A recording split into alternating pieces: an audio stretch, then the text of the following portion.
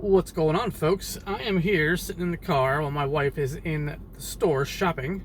Naturally, I'm not going to walk around with my wife while she's shopping when I can sit down, relax in the car, have a good time with some YouTube videos, music, whatever. So, as I'm here scrolling around, I have come across a article. The title is Mike Flanagan has a big Stephen King decision to make about his Dark Tower TV adaptation. If you don't know this about me, because you're probably new to the channel, I'm a big Dark Tower fan. Generally a big Stephen King fan, even though I've not read or listened to all of his stuff, but I generally like whatever I have written or read and listened to. But my favorite is absolutely the Dark Tower. I strongly disliked the Dark Tower movie. In fact, it no longer exists in my mind, and it exists in my mind. I wish it no longer existed in my mind, but it's there. I try to forget that it exists, but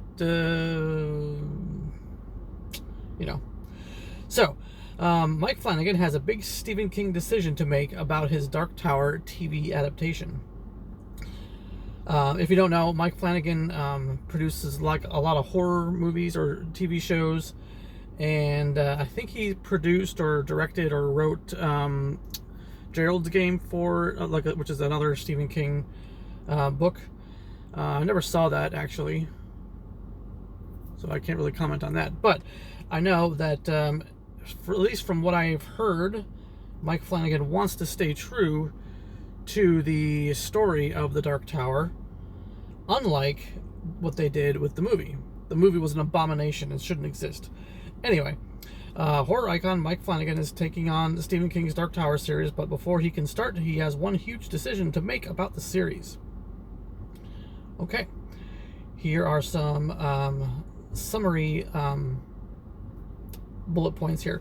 Flanagan's success in streaming horror continues as he prepares to take on Stephen King's series, The Dark Tower. The decision of whether to adapt the 1982 or the 2003 version of the Gunslinger's book will be critical in Flanagan's upcoming project. That is a critical question. Are you adapting the original 1982 version, or are you adapting the 2003 revised version? The revised version came out after he had, he came out in 2003, but the final book came out in 2004. So I assume he probably had it finished or almost finished, the final book of the series, book 7, before this revised version came out, because the revised version has updated language. Language is meaning like there's references to stuff that would happen later in the books.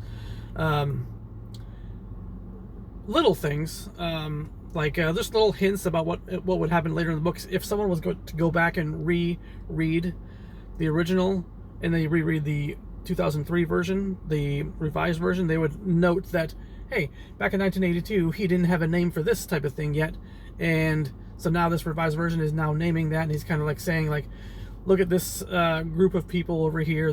He references that name of the group of people over here, but he didn't really have that in his mind yet back in 1982, so it's kind of updated that way. There's also key plot issues.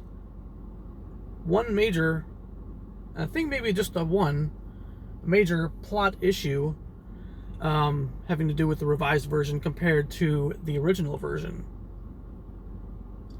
And if you haven't seen the Dark Tower, you haven't seen the Dark Tower, it's out of your mind. It doesn't exist. If you haven't read or listened to the Dark Tower, then I won't spoil it for you. If I'm going to spoil something for you, I'll give you a spoiler warning. Let's move on. Despite Flanagan will likely opt for the revised 2003 edition of The Gunslinger for his TV adaptation of The Dark Tower. That's really good for me. I mean, it's good in my opinion.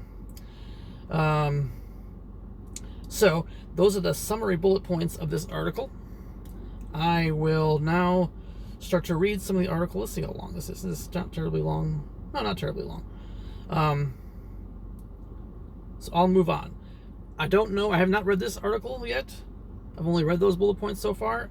So I don't know if there's going to be story spoilers in the rest of this article. There may be. So there's your warning. After creating hits like The Haunting of Hill House, and more recently The Fall of the House of Usher, Flanagan is on the top of the streaming horror right now, and his success is only going to improve when he takes on Stephen King's famous fantasy series, The Dark Tower. However, Flanagan has a big decision to make before he can start adapting. Flanagan, as a filmmaker, is best known for Oculus, Gerald's Game, Midnight Mass, Dr. Sleep. Dr. Sleep is another one of Stephen King's. After finding incredible success at Netflix, he's turning to Amazon Studios. Flanagan, I'm going to skim over here in case my wife is almost done shopping, but let's be real here. She's probably going to be in there a while. Mike Flanagan has taken on several adaptations of horror writers, Shirley Jackson, Edgar Allan Poe. However, his collaborations with Stephen King have been consistent and long-running. In 2017, Flanagan adapted Gerald's Game. 2 years later, Dr. Sleep. Flanagan has 2 Stephen King adaptations on the docket, Life of Chuck and the Dark Tower series. Adapting Stephen King's already difficult job, but the Dark Tower... Adapting Stephen King is already a difficult job, but the Dark Tower is even harder. Flanagan will have a big decision to make about how he wants the story to proceed. There are 2 versions of the Dark Tower book. One wrote in 1982, one wrote in 2003. One of the most important decisions will be his adaptation, which version he uses. There's a quote: "Although the Dark Tower series originated with the book, The Gunslinger, in 1982, it turns out that Stephen King released a new edited version in 2003. I don't know why that needed to be a quote.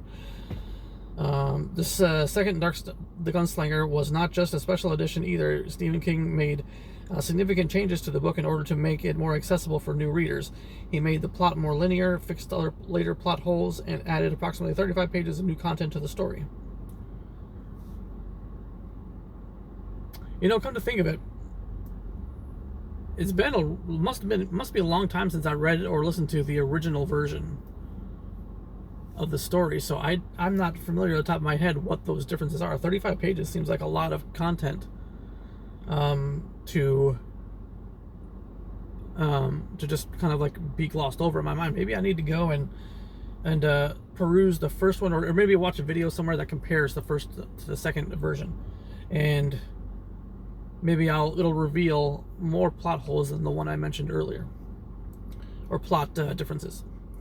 This leaves Flanagan with a decision to make. He could either stick with the original text, or he could take on the newer version. We already know that from the bullet points that he's taking on the newer version. Mike Flanagan will probably adapt the revised version and expanded Dark edition for the Dark Tower. In the end, it seems likely that Flanagan will adapt Dark Tower 2003 version, because 2003 version is more up-to-date, one likely King prefers. The fact that the King rewrote and expanded Gunslinger means that he felt that original needed to be changed. Therefore, it makes sense that television adaptation. I don't know if they're gonna get to the plot point that I'm talking about here. They're really talking about, yeah, that's the end of the article pretty much. The rest of it just kind of says like goes over why 2003 is different from 82, and maybe because Stephen King adapted it and wrote some stuff. Maybe that's just the version he wanted. No, that's not it. That's not all of it. All there is to it. There is a significant plot detail right early in that book that changes a lot of what that first book is. And I will talk about it with major spoilers happening right about now. So, what the article is not getting at is the fact that this book being written, this updated version being written presumably at the end, or almost the end, of writing the 7th book, he knows how the 7th book ends. And if the 7th book ends a certain way, spoilers, with Roland restarting his journey over again. He goes through these 7 books, he gets to the end, and has to restart his journey again. And who knows how many times he has restarted this journey. But the big plot thing that happens is, in the 1982 book, he tells of a story, or maybe he doesn't tell quite yet, but in his past, in the Battle of Jericho, he sees this the Horn of Eld, on the ground, and he decides not to pick it up. because he's got his guns, and maybe the guns are enough. It's because the guns have sort of a mystical power of their own. So he thinks, I don't need to pick up this horn. The time of the eld is done. I just need my guns, and I need to move on and find the Man in Black. But in the revised version, he has the horn with him. And if you know from the end of the story of the Dark Tower, the end book called the Dark Tower, he goes to the Dark Tower, he gets there, and he doesn't have the horn. But this time around in the cycle, as he starts over, this time he does have the horn. So what that means is maybe this time around will be the final time around. Maybe he does need that horn in the end to end the potentially another cycle, so he doesn't have to restart his journey, so he can finally finish the journey and be done. And maybe having the horn early on in this story, like in the revised version, will change things throughout the book and make certain things happen or not happen. So, how this affects the series, plot-wise, is very significant, because if the plot of the series is in fact the continuation from the revised version, this could be a whole new version of the Dark Tower that the readers have not read yet and they don't know about yet. And maybe the ending can be different. Maybe there's going to be no cycle. Maybe there's going to be a final conclusion with certain characters there that weren't there the first time he finished it, from our minds. So if you know the story, that makes sense. If you don't, then have you listened to this far anyway? So, to sum up, the fact that he's doing the revised version, the article glosses over it. The article obviously doesn't know the story. Whoever wrote the article is just saying, oh, Stephen King wanted the latest version. That's the latest version he's probably going to choose because Stephen King, that's the latest version. No. I think he's probably choosing the later version. Maybe one way, it's because it's the later version and he wants to, and he knows that Stephen King is, maybe wants that updated version.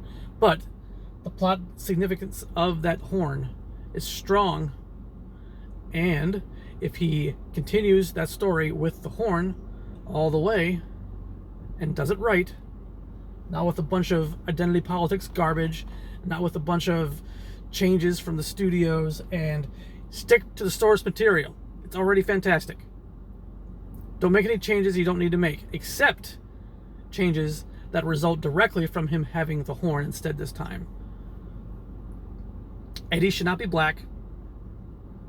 Roland should not be black. Detta should not be white. Stick to the story the way it is. It's perfect.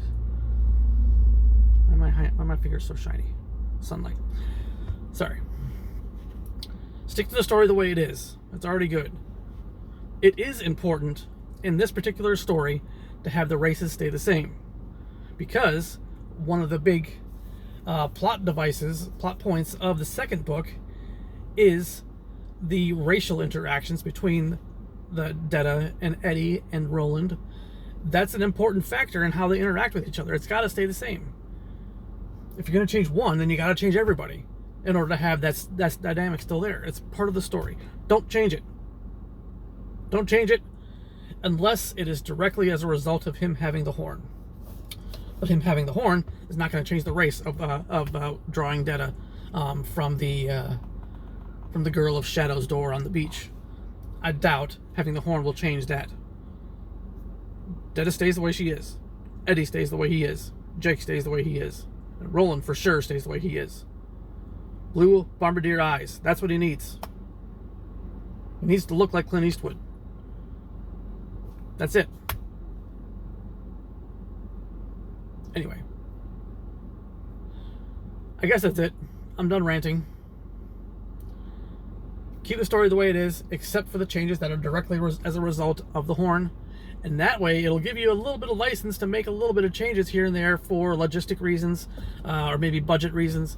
Maybe you can make some changes as long as the changes are resulting from having the horn, or things that are an indirect result of having the horn. Thank you for watching. Please subscribe. I want to be the guy that you go to for Dark Tower news. I want to be that Dark Tower guy. That's the only book I'm an expert on. I've read other books, I've listened to other books, but never as repeatedly or as deeply as the Dark Tower series. So if there's any book that I would want to be looked at as an expert upon, it would be this. Please come back, subscribe. I'll be talking about a lot of pop culture stuff on this channel. So, yeah, thank you. I'll see you around. Bye-bye.